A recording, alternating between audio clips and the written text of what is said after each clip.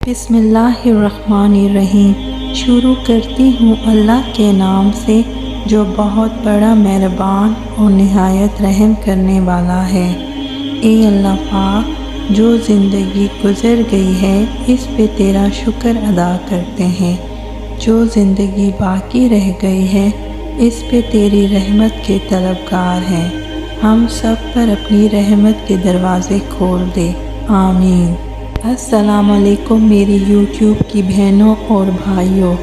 آج کی ویڈیو میں ہم ماہ شعبان کی فضیلت اور اہمیت کے بارے میں بات کریں گے کہ اسلامی مہینوں میں شعبان کے مہینے کو اتنی زیادہ اہمیت کیوں حاصل ہے۔ میرے یوٹیوب کی بہنوں اور بھائیوں، اگر آپ کو میری ویڈیو پسند آ رہی ہے تو اس کو لائک کر دیں اور میرے چینل کو سبسکرائب کر دیں اور بیل کا نوٹیفیکیشن دبانا مت بھولیے گا۔ اب چلتے ہیں ماہ شعبان کی اہمیت کی طرف کہ ماہ شعبان کو اسلامی مہینوں میں اتنی زیادہ اہمیت اور فضیلت کیوں حاصل ہے۔ نبی کریم صلی اللہ علیہ وسلم کا ارشاد پاک ہے کہ رمضان اللہ رب العزت کا مہینہ ہے اور شعبان میرا مہینہ ہے۔ شعبان کے مہینے کو رسول کریم صلی اللہ علیہ وسلم کا سب سے محبوب اور پسندیدہ مہینہ کہا جاتا تھا۔ اس مہینے میں آپ صلی اللہ علیہ وسلم کثرت سے روزے رکھتے تھے اور عبادتوں کا خصوصی اہتمام کرتے تھے۔ اس ماہ کا نام شعبان رکھنے کی کئی وجوہات ہیں اور شعبان کے نام کا مطلب گھاٹی کے ہیں اور گھاٹی پہاڑوں کے درمیان دشوار گزار راستے کو کہا جاتا ہے۔ اسے شعبان اس لیے بھی کہا جاتا ہے کہ اس ماہ میں عرب کے لوگ پانی کی تلاش کرنے نکلتے تھے اور ایک جگہ یہ قول بھی ہے کہ وہ جنگوں کے مہینے میں نکلتے ہیں۔ اس کے علاوہ ماہ رجب اور رمضان کے مابین ہونے کی وجہ سے بھی اسے شعبان کہا جاتا ہے۔ رسول کریم صلی اللہ علیہ وسلم نے اس مہینے کو اپنی طرف منسوب کر کے اس کی حقیقت کا بیان فرمایا ہے کہ یہ بابرکت مہینہ اللہ کی عبادت اور اطاعت کا خاص مہینہ ہے۔ رسول کریم صلی اللہ علیہ وسلم کا یہ معمول رہا ہے کہ آپ صلی اللہ علیہ وسلم نے اس مہینے میں کثرت سے روزے رکھتے تھے، اتنے کہ انہیں رمضان المبارک سے ملا دیتے تھے۔ حضرت عائشہ صدیقہ رضی اللہ تعالیٰ عنہ بیان فرماتی ہیں کہ میں نے رسول کریم صلی اللہ علیہ وسلم کو شعبان سے زیادہ سوائے رمضان کے کسی اور مہینے میں روزے رکھتے نہیں دیکھا۔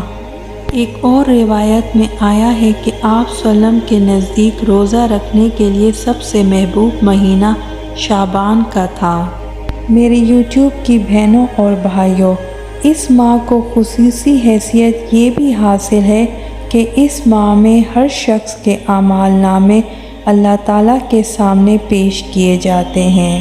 ایک دفعہ ایک صحابی رسول کریم صلی اللہ علیہ وسلم کی خدمت میں حاضر ہوا اور کہا کہ آپ صلی اللہ علیہ وسلم تو انسانیت کے اس درجے پر فائز ہیں جس کا کوئی ہمسر نہیں، پھر آپ صلی اللہ علیہ وسلم اتنی عبادت کی مشقت میں کیوں مبتلا ہوتے ہیں؟ اس کے جواب میں نبی کریم صلی اللہ علیہ وسلم نے فرمایا، یہ عبادت کر کے میں اللہ کا محبوب بندہ کیوں نہ بن جاؤں؟ رسول کریم صلی اللہ علیہ وسلم نے فرمایا، لوگ اس ماہ مبارک کی عظمت اور بزرگی سے غافل ہیں۔ یہ مہینہ رجب اور رمضان کے درمیان واقع ہے، جس میں مخلوق کے اعمال اللہ تعالیٰ کی جانب پیش کیے جاتے ہیں۔ ایک دفعہ حضرت عائشہ رضی اللہ تعالیٰ عنہ نے آپ صلی اللہ علیہ وسلم سے پوچھا، یا رسول اللہ، آپ اس مہینے میں اتنا زیادہ روزہ رکھنا کیوں پسند فرماتے ہیں؟ آپ صلی اللہ علیہ وسلم نے فرمایا، اس مہینے میں اس سال مرنے والوں کی موت لکھی جاتی ہے اور میں چاہتا ہوں کہ میری موت کا حکم میرے روزہ دار ہونے کی حالت میں لکھا جائے۔ شعبان کی 15 تاریخ کو بھی بہت زیادہ اہمیت حاصل ہے۔